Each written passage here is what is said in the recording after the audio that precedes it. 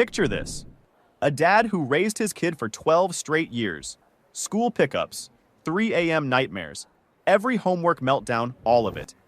While his ex-wife missed 62% of her court-ordered visitation time and bought their son's loyalty with Disney World trips and designer sneakers. Then 6 years in, she hired a $600 an hour lawyer and told a judge she deserved primary custody. Her secret weapon? Their 12-year-old son, who'd been told for years that dad was the problem. What she didn't know, dad had been quietly documenting every single missed visit for 6 straight years. 847 hours of receipts, sitting in a binder, right there in the courtroom. Stick around for this one. My son told the courtroom he wanted to live with his father because I was never really there. My lawyer told me to accept it gracefully. I did exactly that. But now it backfired. The moment I heard my son Ethan look at the judge and say I was never really there, I didn't flinch. Didn't react, didn't cry, didn't even shift in my chair. I just sat there with my hands flat on the table, perfectly still, while my attorney Beverly squeezed my wrist and her grip said everything her mouth couldn't right then. Don't react. Don't give them a single thing they can use against you. So I didn't. What nobody in that courtroom knew yet, including Ethan, was that I had 312 pages of documentation sitting in 3 identical binders on our table. 6 years of missed visitations, time-stamped text messages, archived emails, a spreadsheet that accounted for every single hour of court-ordered parenting time that his mother had skipped. 847 hours total. I hadn't shown him any of it. That had been a deliberate choice, and in about 4 hours, I was going to find out whether it was the right one. Nicole and I met in grad school at Georgetown. She was finishing her MBA while I wrapped up a master's in public administration. Smart, driven, the kind of person who lit up every room without even trying. We got married 8 months after graduation, bought a townhouse in Arlington, Virginia, and had Ethan 2 years later. I thought we were building exactly what we'd planned. The cracks showed up almost immediately after he was born.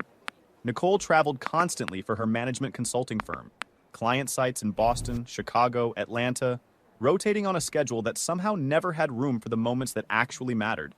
Ethan's first steps happened on a Tuesday, while she was in a conference room in Dallas. His first real word was dada, which I will take to my grave, and she found out about it via a text message 3 hours later. His first birthday was me and 2 toddlers from his daycare, a grocery store cake, and frosting smeared across the high chair tray, while I took pictures on my phone that nobody else was there to take with me. I kept telling myself it was temporary. She was building something. Things would settle once she made partner. She made partner. Nothing settled.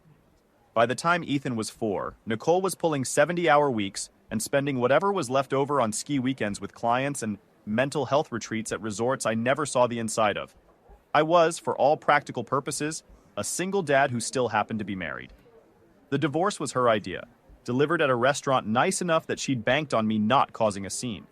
She'd met someone, Aaron, a colleague at the firm who understood her lifestyle.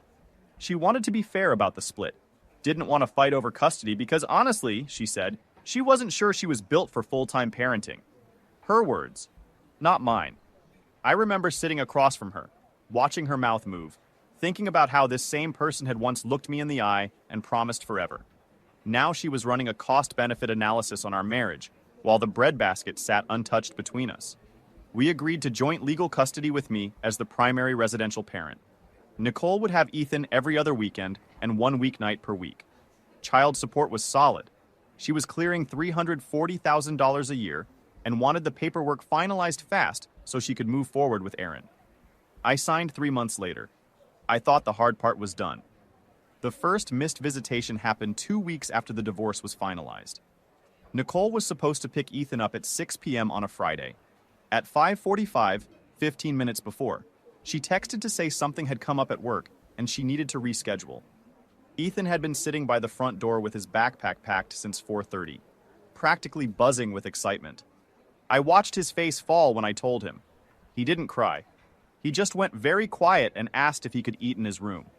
I made mac and cheese and let him stay up late watching cartoons because I genuinely didn't know what else to do. That weekend, Nicole took Aaron to a resort in Scottsdale. I know because Aaron posted about it. I told myself it was a one-time thing. Work emergencies happen. She'd do better. I was wrong. Over the next 6 years, Nicole missed 847 scheduled visitation hours. I know the exact number because I logged every single one. What started as just tracking patterns eventually became something else. A complete record. A paper trail I built without fully knowing why. The way you board up windows before a storm you're not sure is actually coming. I built a spreadsheet with columns for date, scheduled time, actual arrival time, departure time, and notes. Every cancellation text got screenshotted and saved to a dedicated folder. Every email where she promised to make it up to Ethan, archived. By the time that custody hearing happened, I had 312 pages showing that Nicole, devoted mother, concerned co-parent, had been physically present for less than 40% of her court-ordered visitation time. The excuses ran on a predictable rotation. Work crisis, flight delay, client emergency, stomach bug, car trouble. Each one delivered with just enough sincerity to avoid outright confrontation, each one followed by a promise that next time would be different. Next time barely ever came, and Ethan would sit by the window, waiting, in that way kids do when they haven't accepted yet that the person isn't coming. By 9, he'd stopped asking if she was definitely going to show. By 10, he stopped packing his bag until she actually pulled into the driveway. And sometime around 11, something shifted in a way I couldn't quite name at first. He started defending her to me, but it was more than just defending her. By the time he was 11, closer to 10 and a half, I keep getting those 2 years mixed up. He'd started repeating things back to me that Nicole had clearly planted during visits. Not her exact words, but close enough. You know your kid. You know when the sentiment isn't his. And I'd just nod and keep my face neutral and add it to the mental file, same as everything else. Okay, hold on. Pause for a second. For you audio listeners, that's me jumping in, not the OP. Because I need to say this clearly. She missed 62% of her court-ordered visitation time. 62%. This woman had exactly one legal obligation beyond paying child support, and she couldn't break 40% attendance. Captain Calendar conflict out here billing clients and posting resort photos while her son sits by the front door with a packed backpack. If parenting were a gym membership, she'd be the person who signs up in January and shows up twice before ghosting the app. And our guy? Quietly building a spreadsheet. 6 years. Every cancellation logged. Time-stamped. Waiting. That's not paranoia. That's chess. The parental alienation was subtle enough that I almost missed it, and I was watching for it. During the rare visits that actually happened, Nicole went all out. Disney World, professional basketball games, restaurants I couldn't have afforded on my best month. She bought Ethan the newest iPhone when his cracked, a gaming setup I hadn't even heard of, sneakers that cost more than my weekly grocery run. She was the fun parent, the exciting one, the parent who meant freedom and no bedtimes and unlimited spending money. I was the parent who enforced homework, vegetables, lights out at 9:30, and you made a commitment to that team, so you're going to practice. Nicole never outright talked bad about me to Ethan. She was smarter than that. Instead, she asked questions during visits. Is your dad still making you do all those chores? He never really lets you just relax, does he? I bet he doesn't understand how hard school is for you. The questions planted seeds I couldn't see growing until the garden was already there. The first time Ethan told me he wished he could live with his mom, he was 10 and furious that I wouldn't let him skip a soccer game, one he'd committed to months earlier, to go to some concert Nicole had decided to take him to on 2 days' notice. No coordination, no heads up, classic move. Mom would let me go, he said, face red. Mom doesn't have a million rules. Mom actually cares what I want. I tried explaining that consistency matters, that rules aren't punishment. He didn't want to hear it. How do you explain to a 10-year-old that the parent who cancels 60% of their visits isn't the parent who loves him more? You can't. You just document everything and hope the truth catches up eventually. Wait. Let me jump in here for a second. The highlight reel mom shows up 4 times a year, drops $2,000 on experiences, and gets to be the cool parent. Dad's there every day doing the actual work. Homework, doctor's appointments, every school pickup, every nightmare at 2 a.m. And somehow he's the strict one with too many rules. That's not parenting. That's a PR campaign with a gift card budget. She's running the highlight reel while he's running the whole operation. And Ethan can't see it yet. But he will. Oh, he will. The custody modification petition arrived on a Thursday afternoon in March. Certified mail. Nicole was requesting primary residential custody of Ethan, citing concerns about my emotional availability and rigid parenting style. The petition included a declaration describing herself as an engaged, devoted mother who had been systematically excluded from her son's life by an uncooperative ex-husband. There was also a statement from Ethan, clearly rehearsed, saying he wanted to live with his mom because his dad was always stressed and never had time for fun. My hands were shaking so bad I could barely read the whole thing. I called Beverly Thornton within the hour and was in her office by that afternoon. She read it, looked at me, and said, "This is going to be a fight. She has resources. She has a narrative. And she has a 12-year-old who apparently wants to live with her." Beverly had been doing family law for 23 years. The last 15 focused on high-conflict custody cases. She didn't sugarcoat. In Virginia, she explained, once a kid reaches 12, their custody preference carries real weight with the judge. Not absolute, but significant. If Ethan testified he wanted to live with his mother, the judge would take that seriously. My job was to demonstrate that his preference had been manufactured through years of manipulation, and that Nicole's petition was built on a fictional version of their history. "Do you have documentation?" she asked. I opened my laptop and pulled up the spreadsheet. She scrolled in silence for almost a full minute. Every cancellation? Text messages, emails, calendar entries, time-stamped and sorted by date. She looked at me with something close to actual respect. "This might be enough." The court appointed a forensic custody evaluator, Dr. Amara Okonkwo, a child psychologist with 18 years in family court cases. She'd interview both parents, interview Ethan, review documentation from both sides, and submit a formal recommendation to the judge. My interview with her ran 2 hours. I walked through everything: my day-to-day involvement with Ethan, the pattern of Nicole's absences, the gifts and the leading questions, the slow shift in Ethan's attitude. She made notes, asked follow-ups, and when I left her office, I felt something I hadn't felt in months. Like maybe this wasn't a completely rigged game. Nicole's interview with Dr. Okonkwo went differently, based on what came out in the preliminary report 3 weeks before the hearing.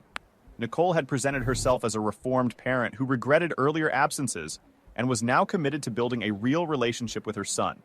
She acknowledged missing some visitations due to work demands and described me as controlling, inflexible, and deliberately obstructive.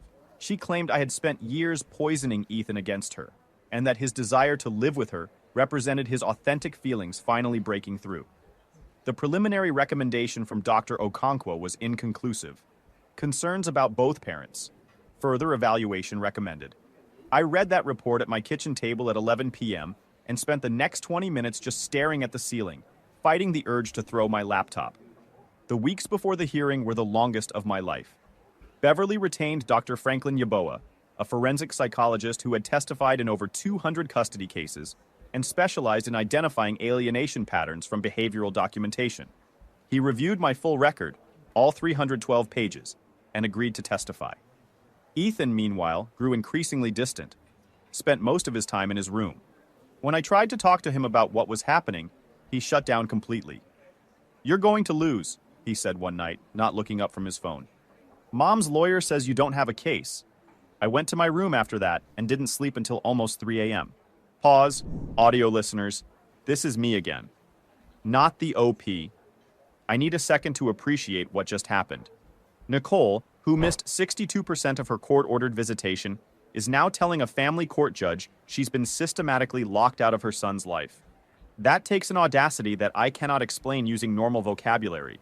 She's running the victim play while our guy's sitting there with a 6-year paper trail that could fill a filing cabinet. And authentic feelings finally breaking through? Come on. That's not authentic feelings. That's what happens when a kid gets taken to Disney World, handed an iPhone, and asked leading questions for 3 straight years. Anyway, the hearing. I arrived at the courthouse at 8:30 a.m. with Beverly and our documentation in 3 identical binders. One for us, one for Nicole's team, one for the judge. Nicole arrived with Theodore Ashworth from one of the most expensive family law firms in Northern Virginia. She was in a suit I'd never seen before and didn't look at me once as we took our seats at opposite tables. Judge Patricia Brennan presided. Silver hair, reading glasses perched at the end of her nose, known for being thorough and completely unimpressed by theatrics. I didn't know yet whether that worked in my favor. Ashworth opened with a picture of a devoted mother who had been systematically frozen out of her son's life by a bitter, controlling ex-husband. He described Nicole's transformation from career-focused to present and engaged, and framed Ethan's custody preference as genuine, heartfelt, and long-suppressed. Beverly countered, a mother who abandoned her parenting obligations for 6 years, who showed up only for the glamorous parts while leaving the daily work entirely to me, who had manipulated her son's perception through expensive gifts and years of subtle undermining. Nicole testified first, and I'll give her credit. She was good, composed, emotional at exactly the right moments. She acknowledged missing some visitations early in the divorce and attributed them to work demands she described as unavoidable. She talked about her deepening relationship with Ethan, her concerns about my stress levels, my tendency to put structure over connection. When Ashworth asked why Ethan wanted to live with her, Nicole's voice actually cracked. I think he's finally ready to say what he's really been feeling, she said. I think he was scared to express his preference because he didn't want to hurt his father. I kept my hands flat on the table, face completely neutral. Beverly's cross was surgical. She asked Nicole to estimate how many scheduled visitations she'd missed over the past 6 years. Nicole guessed 15 or 20. Unavoidable work conflicts. Beverly introduced Exhibit A, the spreadsheet. 312 instances. 847 hours of court-ordered parenting time. Nicole's face tightened. I don't know where those numbers come from. That seems extremely exaggerated. Beverly introduced Exhibit B, 150 text messages from Nicole to me, each one canceling or rescheduling a scheduled pickup, each one time-stamped. Would she like them read aloud? Ashworth objected. Judge Brennan overruled. Beverly read 12 messages spanning 6 years. Everyone was some version of the same sentence. Something came up. Can't make it. So sorry. I'll make it up to Ethan next time. By the time she finished, Nicole's composure had started cracking at the edges. Dr. Yeboah testified for 2 hours. His conclusion was clear. The documentation showed a textbook alienation pattern. The absent parent positions herself as the permissive, exciting option during limited contact. The present parent handles discipline and the daily grind and slowly becomes the source of all restrictions in the child's mind. The result, the parent who actually showed up gets resented, and the parent who barely showed up gets idealized. Ashworth tried to challenge his methodology. Yeboah had 200 custody cases behind him. He wasn't rattled. Then came Ethan. Hold on. I need you to understand what's about to happen, because this is the whole thing. That kid walked into that courtroom having no idea what was in those binders. He'd been told, for years, that mom kept trying and dad kept making it difficult. He believed it. He's about to sit in front of a judge and say so on the record. And dad? Sitting there. Calm. Binders on the table. 6 years of receipts. Because he had the patience to wait for the exact moment when the truth couldn't be hidden anymore. That's not revenge. That's patience with consequences. In Virginia, kids over 12 can express their custody preference directly to the judge, open court or private chambers. Nicole's team pushed for open court. Beverly argued for chambers. Judge Brennan let Ethan decide. He chose open court. I watched my son walk to the witness stand, pale but steady. He didn't look at me when he sat down. Ashworth walked him through soft questions about his daily life, his interests, what he liked about time with each parent. Then he asked the one that mattered. Ethan, where would you prefer to live? Ethan looked at me for a long moment. I kept my face still. Then he turned to the judge. I want to live with my mom. His voice was rehearsed. I could hear it in the delivery. My dad's always stressed. He has a rule for everything. I can't really talk to him without it turning into a lecture. Mom actually listens. She doesn't treat me like I'm still a little kid. He paused, and something flickered across his face.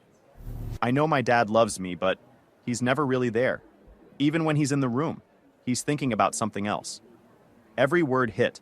They were designed to. I thought about every 3 a.m. I'd sat on the edge of his bed after a nightmare. Every school conference I'd gone to alone. Every doctor's appointment. Every soccer game in cold November rain. Every dinner I made from scratch because I wanted him to have real food. Never really there. I had been there every single day. And somehow I had become invisible. Beverly's cross of Ethan was careful. She asked about specific visits with his mother, times when Nicole had canceled plans. His answers were vague, deflecting. She asked about the gifts and the trips, and how often those happened compared to everyday things.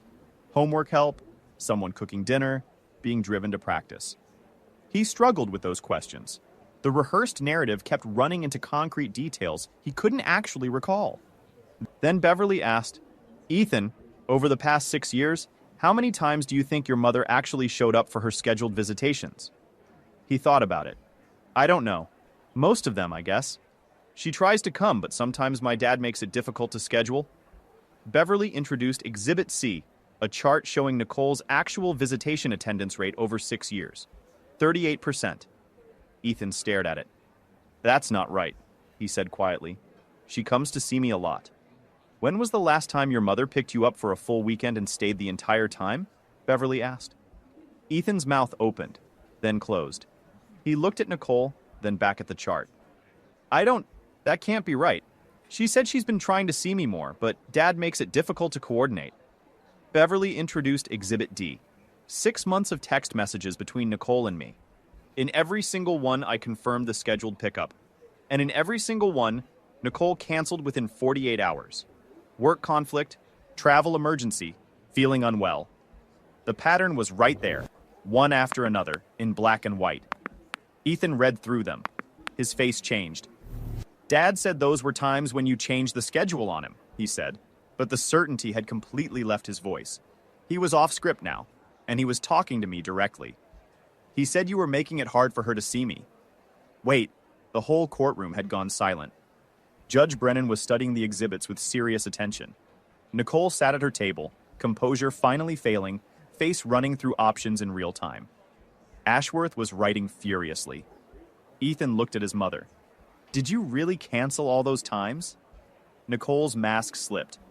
Just for a second, but a second was enough. You could see the calculation underneath, the gears turning, figuring out how to spin this even now. "Buddy, it's complicated," she said.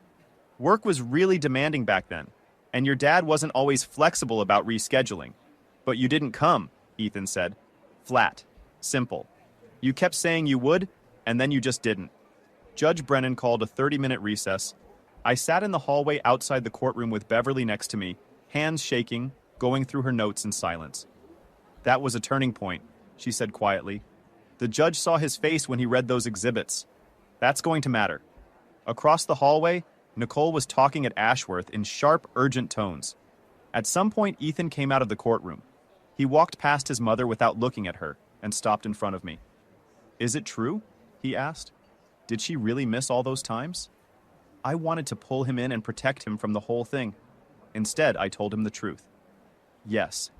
I have records of every cancellation, every text, every email. I didn't show you because I didn't want you to feel rejected. But I also couldn't let you keep believing something that wasn't real."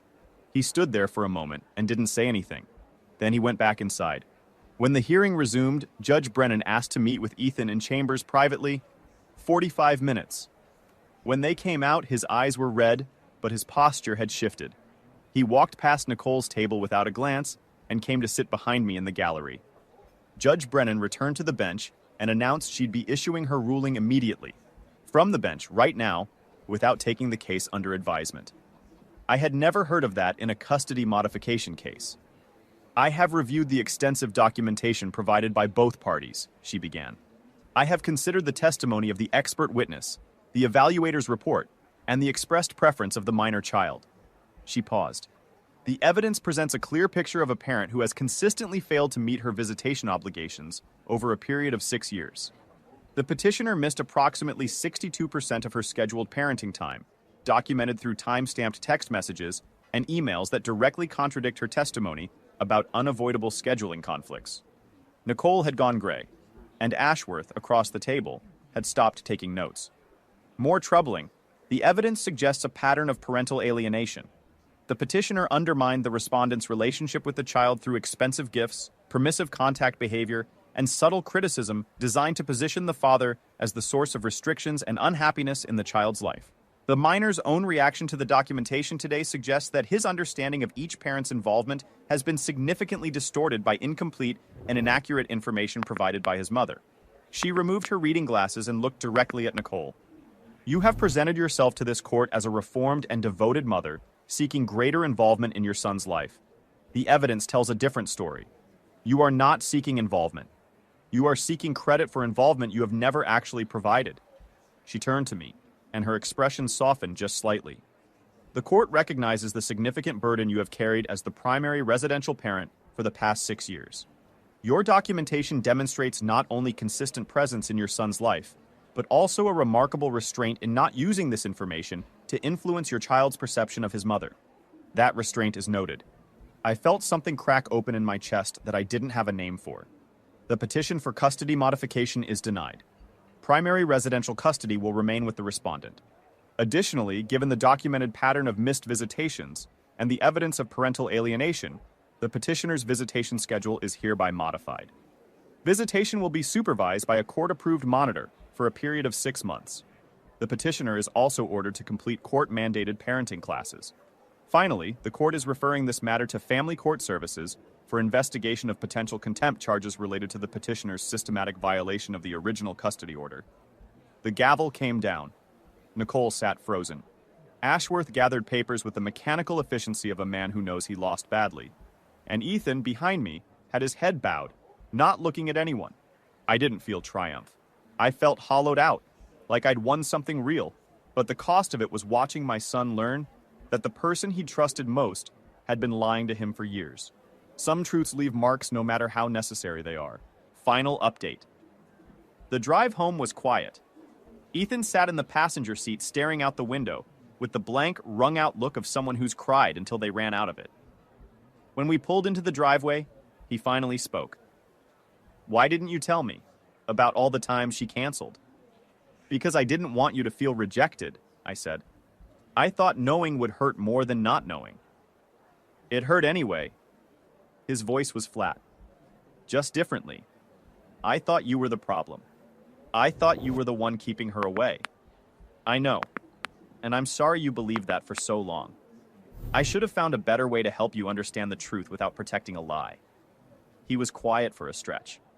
Then he did something he hadn't done in almost 2 years. He reached across the center console and took my hand. "I'm sorry," he said, "for what I said in court. For all of it. I didn't know." I squeezed his hand and held on. "You were 12 years old, and someone you trusted was feeding you a version of reality that wasn't real. None of this is your fault." We sat in that car for 20 minutes without moving. Maybe 30. I honestly lost track. I should mention, that night I made grilled cheese and tomato soup, which has nothing to do with anything. But Ethan had been asking for it for 3 weeks, and I kept forgetting to buy the right bread. Sometimes the most normal moment is the one that actually brings you back to earth. We ate at the kitchen table and didn't talk much, and it was the first time in months that the quiet felt okay. It wasn't forgiveness, not exactly. It was the beginning of putting something back together that had been coming apart so slowly, neither of us had noticed the damage until it was nearly gone. Nicole attended her court-mandated parenting classes and her supervised visitations, sporadically, even with a monitor watching. Some people don't change even when a judge orders it in writing. Her contempt hearing came 3 months later. Family Court Services reviewed the documentation, and the pattern of violations was undeniable. She was fined $11,500 and sentenced to 40 hours of community service. Her visitation rights were reduced to twice monthly supervised visits until Ethan turns 18. She could have fought it. Instead, she quietly accepted the terms and then slowly disappeared. Visits became sporadic, then rare, then essentially nothing. Some people only want to be parents when it's convenient and impressive. When it requires actually showing up, just the ordinary, unglamorous version over and over, they find somewhere else to be. 2 years after the hearing, I ran into Theodore Ashworth at a coffee shop near the courthouse. He recognized me immediately and came over. "I owe you something I should have said a long time ago," he said, looking a little uncomfortable. "Your documentation was remarkable. In 20 years of family law, I've never seen a more thorough record of parental behavior. You won that case before you ever walked into that courtroom." I didn't have anything to say. This was the same man who'd painted me as a controlling, bitter ex-husband in front of a judge. "I was doing my job," he continued. "But between you and me, I knew halfway through that hearing that my client was lying. The evidence was overwhelming. He nodded once and walked away. I sat there with my coffee thinking about all the late nights I'd spent updating that spreadsheet. All the times it felt obsessive. Maybe even a little paranoid. Building a record nobody might ever see. It definitely saved my relationship with my son. That's the whole story. Ethan just turned 15 last month. He's taller than me now. Got his mom's dark hair and some version of my stubbornness that I'm choosing to frame as a positive. He sees Nicole occasionally, maybe once every couple months. They have some kind of distant civil thing going on. He doesn't talk about it much and I don't push. He's working through it in his own way, in conversations with friends who've dealt with similar things, which is how teenagers actually process stuff. Not out loud, and definitely not with their dads. Last week he got his driver's permit. I took him to the DMV, sat in the waiting room for an hour and a half. They had 2 people working the counter for some reason. Filled out the paperwork, watched him take his photo. On the way home, he asked if we could practice in the neighborhood. I handed him the keys and got in the passenger seat. He adjusted the mirrors carefully, checked his blind spots, pulled out of the driveway like he was diffusing something. We made it about 4 blocks before he finally relaxed and just started driving. "You're doing great," I told him. He glanced over with a real grin. "Thanks for being here, Dad. I know you always have been. The documentation folder is still on my laptop. Haven't added to it in over a year. Haven't deleted it either. It just sits there, like a scar or a reminder, or both. A record of what we got through and what it cost to get there. Some things you keep not because you need them anymore, but because they remind you that you weren't wrong. Look, this guy isn't a perfect dad. He had stressed days. Days where consistency probably felt like a wall to a kid who just wanted to see his mom. But he showed up. Every single day. For 12 straight years. Homework and soccer practice and 3 a.m. nightmares and all the parts that don't make anyone's highlight reel. And when his ex finally showed up to take credit for a relationship she barely built, he opened a binder. No blow-up. No begging. Just 6 years of receipts and a judge who could read a spreadsheet. Drop your thoughts in the comments. What would you have done? Hit that subscribe button so you don't miss the next one.